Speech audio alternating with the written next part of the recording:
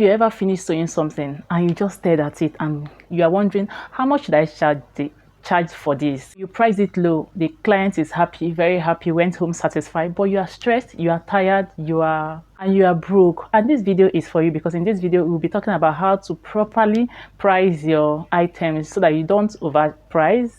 In fact, it's even better that you overprice, okay, so that you don't underprice your items, and at the end of the day you are stressed and the client is happy, but you are stressed and broke. If you are new here, hi, my name is Maki, a tailor and a content creator here on YouTube. In this video, I want to share how I price my items, my handmade items, my work, and every other thing that has to do with pricing, and how you're going to maneuver your way through the pricing, and also address some mistakes, or how to address some mistakes you make around pricing. This video is not theory or textbook talk, but this is actually what I do, what I used to do, which I am still learning in this pricing, because in fact, sometimes I go wrong with it, but since I've learned some of the things I am supposed to be doing, it's helping me a lot with pricing, and I don't feel guilty about it. If pricing have ever confused you, you feel like you're working too hard for small money, then keep watching this video, because you're going to be addressing that today in this video.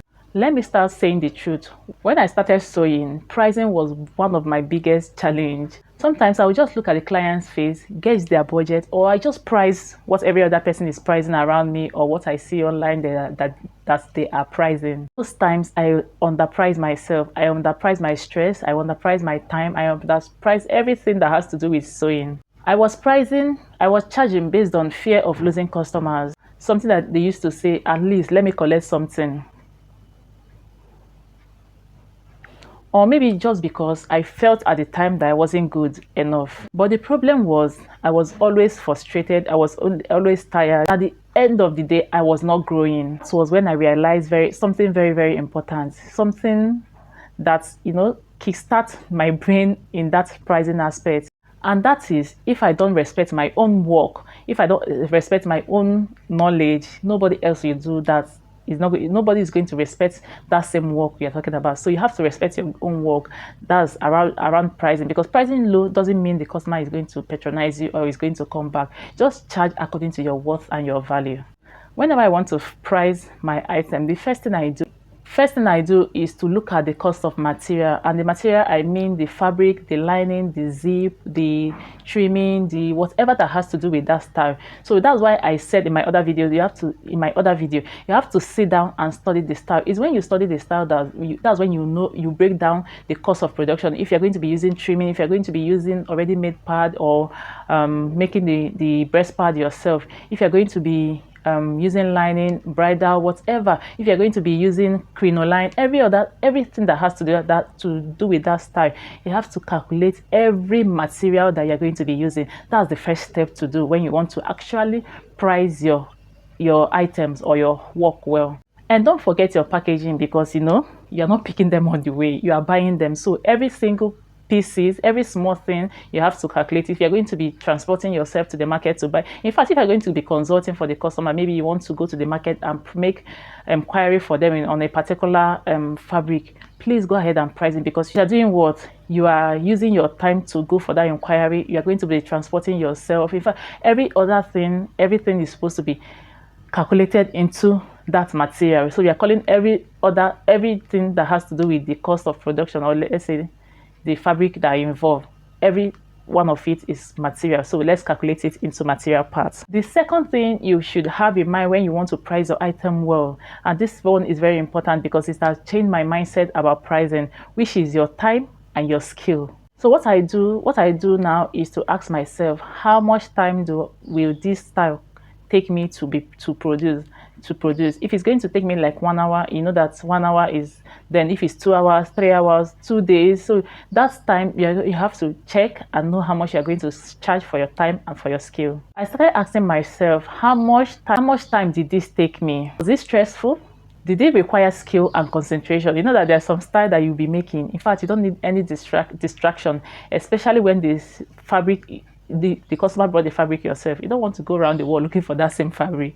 So you need concentration, all these things in check, because sewing is not magic. It's a skill which involves cutting, finishing, sewing, correcting mistakes. You see this one, especially when you've already sewn that in or you've already stitched down the style. This correction of mistake, in fact, that's one of my challenges because I don't know if I'm the only one. If you are in this category of people that hate sewing and then losing it, please comment in the comment section. Leave a comment in the comment section. I want to meet my number 2 because you see that part, I dislike it for everything. If I do me anything you want to do me this sewing, but you see this sewing and then losing to start again, I dislike it a lot. So all these things that we've mentioned, they are all work that is attached to your skill and your time. Instead of now just looking at the style and then price, I now factor in lower simpler styles, or let's say simple styles, lower prices. Complex styles, when complex, more time to produce, higher prices. I believe the third thing I'm going to consider, or I consider while pricing my item, is the type of client and purpose I am working with at the time. I'm going to be explaining this. Not all sewing jobs are the same. Ask questions like, is this everyday wear, or a special occasion wear, or a special occasion outfit? So if it's everyday wear, you know that everyday wear is cut and join, just like some clients used to call it, just cut and join, which I know that it also requires time and skill. But if it's, which we know you can simply make that. So if it's a complicated style, you know that it needs so you're going to also consider that before pricing your item. So if it's a special occasion, definitely it's going to have more complicated details, and also the pricing is going to be more higher. Yeah, you get that? So we're talking about clients and purpose, right? So another thing to consider under this clients and purpose is style for special occasion. Is it for birthdays? Is it for casual wear? Is it for parties? Is it for photo shoots? So that's another thing to consider. Then the third thing is the client rushing you? That's what we call urgent work, right? You can't charge urgent work like your normal work. If a client gives you clothes on a Thursday, for example, and you will be picking it up on Saturday or even Friday and picking it up on Saturday, you already know that this is an urgent work and you are most likely going to work overtime, right? So that's overtime you are working. You are going to charge extra for that overtime. Do you get that? So you don't charge normal, like an urgent work. You charge the same as you are going to charge for every other, like on a normal day, and you end up working overtime and then charge. It doesn't make sense. So charge for that overtime. Keep in mind that rush work, just like urgent work, cost more. Special occasions cost more because they are special clothes and special styles. So how I price my handmade items. So I'm going to be using small items as small items, not really small items, for an illustration for this. So for my handmade items like my scrunchies, bonnets, and all that, so the first thing I'm going to be considering is the cost of production. What did it cost me? Even if I'm going to be using like 1 yard to produce 5 pieces of scrunchie, for example, so I will just divide that cost of production into 5, and I will know what it will cost me to produce 1 and how much time it cost me to produce the 1 as well. So if I produce all the items and then divide how much time it took me into by the number of scrunchie that I have, that's how to know, okay, this is how much time it took me. That's how I'm going to price my item. I hope you get this. Does it make sense? Yes, it does. Price them so that I can rest, I can reinvest, not just price, sell, and then eat the money. So I can reinvest, I can scale through, I can grow, if that's the right word. If something is cheap, yes, it sells fast, but it's also draining you financially, emotionally, stress-wise, every other part. So these are the mistakes I try to avoid in this pricing issue. One is pricing based on pity. The second one is comparing myself too much with others. It doesn't matter what others are doing. So far you are pricing, oh my goodness, pricing based on your value, the value that you can offer, your time, or whatever we've explained in this video. Mistake I try to avoid is reducing price without any reason. Next one is feeling guilty for charging well. Please don't feel guilty for charging for your skill. Don't feel guilty for charging for your time. Don't feel guilty for charging for the value you are offering. Stop all this emotional blackmail of it just cut and join. If it's cut and join, let them go and cut and join it in their house. You are talking about your skill, your brain, your time, your whatever. You should go to their house and go and cut and join it. Another mistake I try not to make is if someone can't afford me, that doesn't mean I am too expensive or I am overpricing.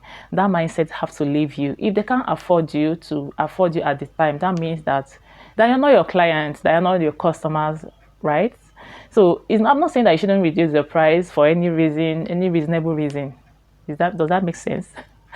Any reasonable reason, but you shouldn't like bring down your price because you want to please a customer. At the end of the day, you are tired, you are stressed, and you are not growing. It doesn't make sense to me. So knowing that if your client is, if you a customer doesn't patronize it because of the price, that doesn't mean you are too expensive. It means that they are not for you. So this mindset will just give you rest of mind and give you peace instead of trying to, let's at least something is something. I be that it doesn't work that way. You're not going to grow in with that mindset. So with that mindset, you're going to drop it. In fact, even if you've not dropped it last year, please go back and drop it and go with the mindset of I am charging for my value, I am charging for my time. And if this customer doesn't work, that means they are not for me.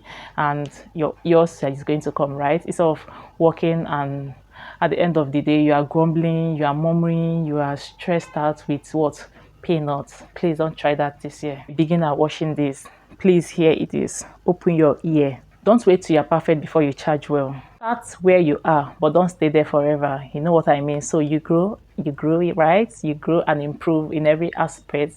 You don't need to wait for someone to grow and improve. You can also work for your own clothes, on your own clothes, and then you learn, you make mistakes, and then you grow and you improve. Learning is something that you need to keep learning and adjusting as you grow, and that's okay. So we are not like putting stamp on our price.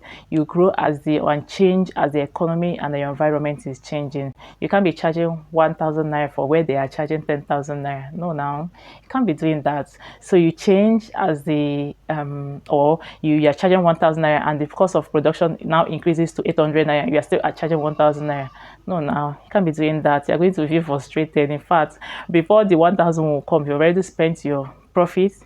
You can't save, you can't grow, you can't reinvest because that money you're making, you have to use it to also maybe buy machine, buy weaving machine, buy whatever machine, iron. That's things that you've not gotten as you're going on. So you need to, charge properly. If this video helped you, please give me a thumbs. Really help my channel to grow. Please give me video a thumbs up. If you haven't subscribed, please do it to subscribe. Let me know in the comment section, what do you struggle most when pricing your items? If you want more honest sewing business conversation like this, please subscribe and turn on your notification bell. Thank you so much for watching, and I will see you in my next video.